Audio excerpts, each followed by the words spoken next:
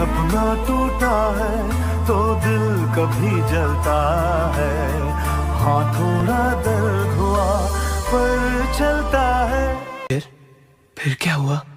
फिर क्या, अगले दिन अपने मोहल्ले में ऐश्वर्या आई।